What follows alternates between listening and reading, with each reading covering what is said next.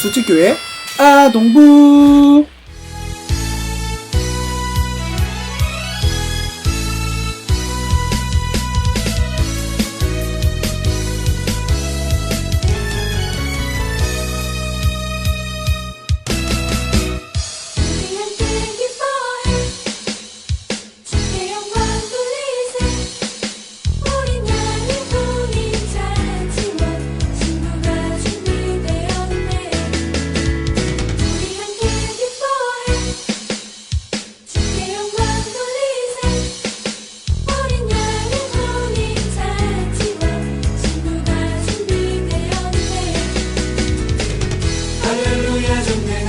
주가 다스리네.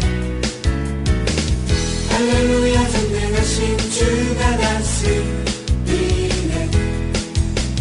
우리 함께 기뻐해 주께 영광 돌리세. 어린 양의 혼인 잔치와 신부가 준비되었네. 우리 함께 기뻐해 주께 영광 돌리세. 어린 양의 혼인 잔치와 신부가 준비되었네.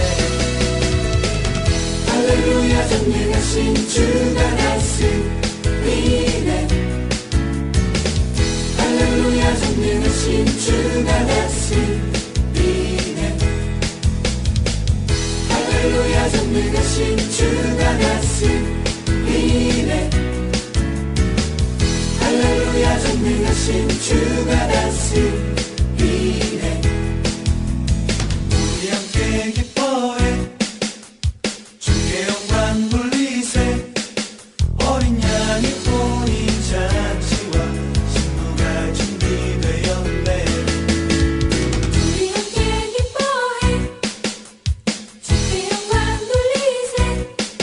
어린 양의 혼인 잔치와 신부가 준비되었네.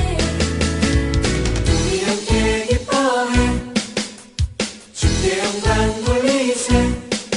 어린 양의 혼인 잔치와 신부가 준비되었네. 할렐루야 전능하신 주가 다스리네.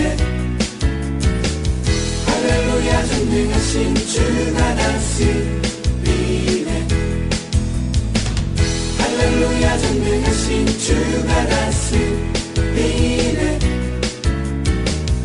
할렐루야 전능하신 주가 다스리네. 할렐루야 전능하신 주가 다스리네. 할렐루야 전능하신 주가 다스리네. 할렐루야 전능하신 주가 다스리네. 할렐루야 전능하신 주가 다스리네. 할렐루야 전능하신 주가 다스리네. 할렐루야 전능하신 주가 다스리네.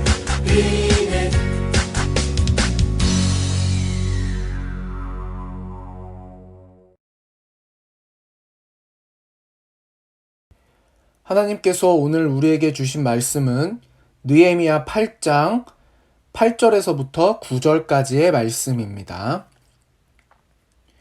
하나님의 율법책을 낭독하고 그 뜻을 해석하여 백성에게 그 낭독한 것을 다 깨닫게 하니 백성이 율법의 말씀을 듣고 다 우는지라.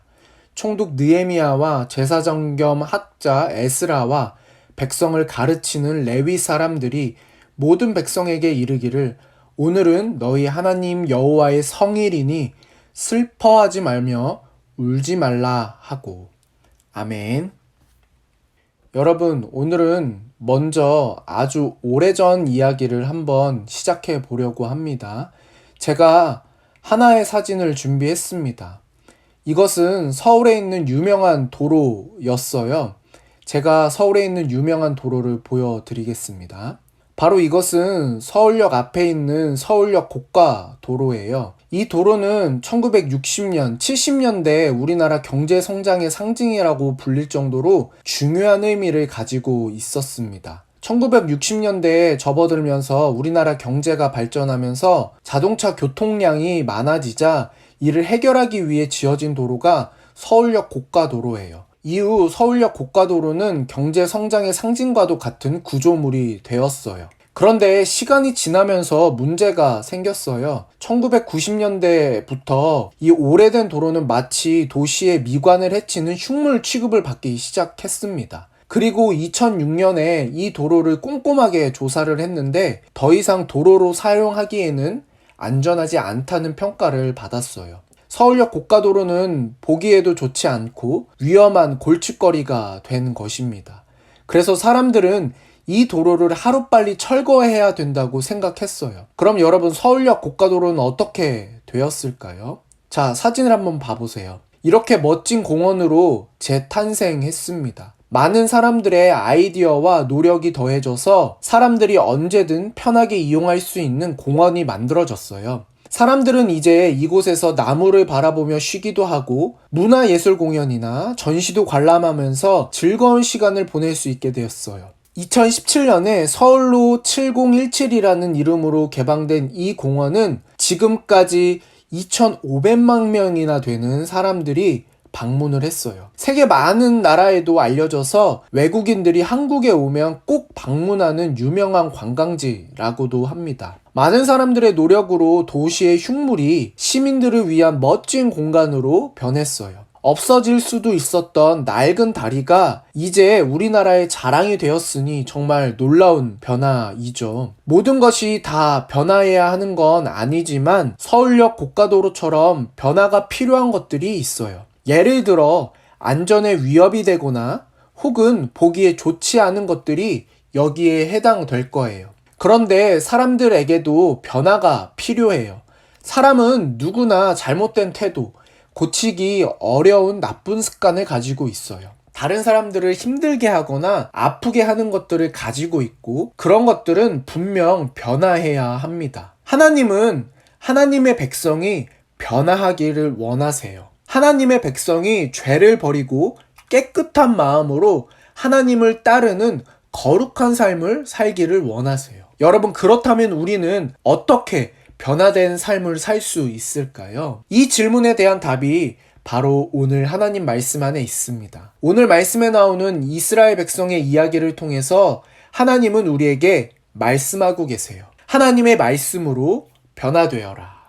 느헤미야와 이스라엘 백성들은 많은 어려움을 이기고 52일 만에 성벽 쌓는 일을 마쳤어요. 하나님이 그들과 함께 하시며 놀라운 일을 행하신 거예요. 이스라엘 백성은 크게 기뻐하며 하나님께 감사했어요. 그 후 이스라엘 백성은 명절을 맞아 예루살렘 성 광장에 모였어요. 무슨 일로 모였을까요? 다 함께 하나님의 말씀을 듣기 위해 모인 거예요. 그래서 제사장이자 학자인 에스라에게 율법책을 읽어달라고 요청했어요. 에스라는 사람들이 모두 볼 수 있도록 나무 강단을 만들어서 그 위에 올라섰어요. 그리고 두루마리로 된 율법책을 펼치자 백성들은 모두 그 자리에서 일어났어요. 하나님의 말씀을 소중히 여기며 마음을 다해서 따르겠다는 행동이었어요. 먼저 에스라가 위대하신 하나님을 높이며 찬양하자 백성들은 손을 들고 아멘!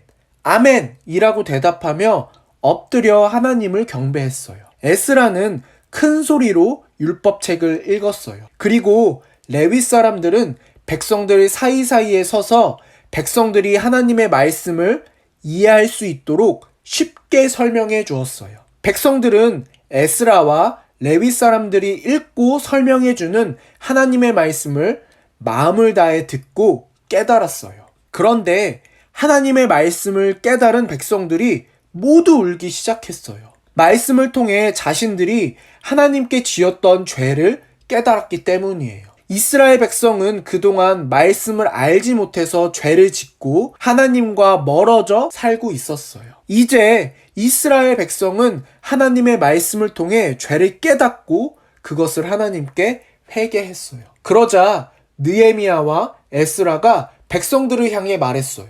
여러분 울지 마세요. 오늘은 하나님이 정하신 기쁘고 거룩한 날입니다. 그러니 너무 슬퍼하지 마세요. 가서 맛있는 음식을 먹고 혹시 먹을 것을 준비하지 못한 사람이 있다면 그들에게도 나눠주며 함께 기뻐하세요. 하나님을 기뻐하는 것이 하나님 백성의 힘입니다. 이 말을 들은 백성들은 울기를 멈추었어요. 그리고 먹을 것이 없어서 소외되는 사람이 없도록 서로 음식을 나눠 먹으며 다 함께 즐거워했어요. 하나님이 정하신 기쁘고 거룩한 날, 그들은 다 함께 모여 하나님의 말씀을 깨닫고 하나님께 감사하며 기뻐했어요. 다음 날이 되었어요. 백성의 지도자들이 하나님의 말씀을 더 알고 싶어서 에스라를 찾아갔어요. 그리고 그들은 말씀을 통해 그들이 모인 때가 초막절을 지켜야 되는 시기임을 알게 되었어요. 여러분, 초막절은 하나님의 백성이 이집트에서 해방되어 가나안에 들어갈 때까지 40년간 광야에서 초막, 지금은 텐트라고 하죠. 텐트를 지어 살던 것을 기념하기 위한 명절이에요. 광야에서 이스라엘 백성과 늘 함께 하시며 그들을 도우신 하나님의 은혜를 기억하도록 하기 위해 하나님이 정하신 명절이 바로 초막절입니다. 이 명절에는 온 가족이 초막, 즉 텐트를 짓고 일주일 동안 그곳에서 지내며 부모가 자녀에게 하나님의 은혜와 구원을 가르쳐 주었어요. 이스라엘 백성은 그 말씀대로 초막을 짓고 일주일 동안 그곳에 머물며 광야에서의 초막 생활을 기념했어요. 그리고 매일 에스라를 통해 하나님의 거룩한 말씀을 배우며 기뻐했어요. 이스라엘 백성은 오랫동안 포로 생활을 하며 하나님의 말씀을 배우지 못했어요. 말씀을 알지 못했기 때문에 죄를 지으며 하나님과 멀리 떨어진 삶을 살았어요. 하지만 이제 이스라엘 백성은 변화되었어요. 자기가 가진 것을 이웃과 나누며 함께 기뻐하는 사람이 되었고 다 함께 하나님을 높이며 예배하는 거룩한 백성으로 살게 되었어요. 여러분, 무엇이 이들을 변화시켰을까요? 바로 하나님의 말씀이에요. 하나님의 말씀을 통해 자신들의 죄를 깨닫자 이스라엘 백성은 하나님 앞에서 눈물을 흘리기 시작했어요. 그리고 이제 말씀을 따라 거룩한 삶을 살기로 결단했어요. 또 전에는 하나님을 예배하는 기쁨을 모르고 자신을 위해 바쁘게 살았는데 이제 하나님을 예배하며 높이는 것이 가장 큰 기쁨이고 힘이라는 것을 깨닫게 되었어요. 하나님을 더 알고 싶어서 스스로 말씀을 배우는 자리에 와서 하나님의 말씀을 귀 기울여 듣는 하나님의 백성이 됐어요. 하나님의 말씀이 이스라엘을 멋진 하나님의 백성으로 변화시킨 거예요. 여러분, 성경은 이렇게 말해요. 말씀으로 깨끗하게 하사 거룩하게 하시고. 아멘. 말씀은 곧 하나님의 능력이에요. 말씀은 죄로 더러워진 우리 삶을 깨끗하게 해요. 말씀은 죄를 좋아하는 우리의 마음을 변화시켜서 하나님을 기뻐하는 마음이 되게 해요. 말씀은 무질서하고 의미 없는 우리의 삶을 복되고 거룩한 삶으로 변화시켜요. 여러분, 반복되는 죄와 나쁜 습관을 버리고 거룩하게 사는 하나님의 사람으로 변화하고 싶나요? 하나님을 기뻐하고 나도 하나님께 기쁨이 되는 멋진 하나님의 자녀로 변화하고 싶나요? 여러분, 그렇다면 느헤미야와 에스라처럼 하나님 나라를 위해 하나님이 아름답게 사용하시는 일꾼으로 변화되고 싶나요? 그렇다면 여러분, 하나님의 말씀을 가까이 해보세요. 하나님의 말씀은 우리의 삶을 변화시켜 줄 것입니다. 이스라엘 백성들이 변화했던 것처럼 우리도 하나님의 말씀을 가까이 함으로 우리의 죄와 나쁜 습관이 하나님의 거룩한 말씀으로 변화되는 저와 여러분이 되기를 소망합니다. 기도하겠습니다. 하나님, 참 감사합니다. 오늘도 주일을 기억하여 주님 앞에 나와 예배하게 하시니 감사합니다. 오늘 우리가 느헤미야의 말씀을 통해 하나님의 말씀을 함께 나누었습니다. 이스라엘 백성들은 52일 만에 성벽 건축을 마치고 함께 모여 에스라를 통해 하나님의 말씀을 듣게 됩니다. 하지만 하나님의 말씀을 통해 자신의 죄를 깨닫고 하나님의 말씀으로 변화되기를 다짐하고 그런 삶을 살기 시작하는 것을 말씀을 통해 알게 되었습니다.